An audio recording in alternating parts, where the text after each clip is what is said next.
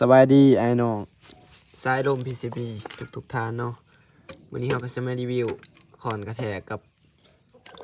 สุดยิ่งเนาะสุดล่ำเขาเฮ็ดเองแบบบ้านๆเนาะบ่งามปานใดนี่ยิ่งลูก8 มิลเนาะเฮ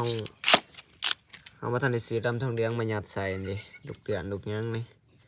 เฮ็ดเอาเองเลยง่ายๆขอแต่มีเครื่องมือตัวนี้ก็สิเป็นว่าวเยอรมันเนาะ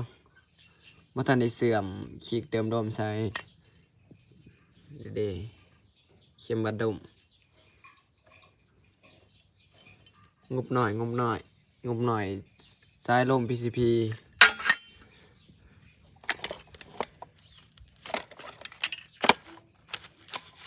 ก่อนกระแทกว่า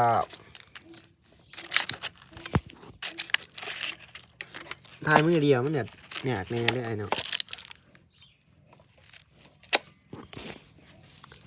ตัวนี้สิเป็นว่าวสางเนาะดินดมอยู่2,500-3,000สบายเลยแกนหน่อยนี่ตัวนี้เขาบอกแกนว่าวเด้เขาสิมาเฮ็ด MC แกนซุกตัวนี้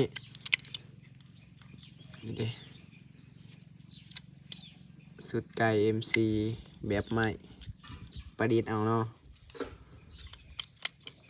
มองงามสีเขามันกับแพงเฮ็ดเอาเองเลยขอแต่เขามีเครื่องมือครบไม่อยากออกถ้าสิเฮ็ดตัวนี้ก็จะเป็นทั้งของตัวนี้นะขออภัยแล้วถ่ายผู้เดียวนี่หินดมอยู่1,000เกียวมันสั่นว่าแหวนออกมาโฟกัสกันดินี่ไอ้เนาะ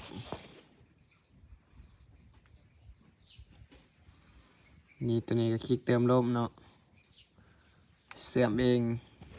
บ่ค่อยงามหรอกนี่พอได้ออกหาอยู่หากินเนาะ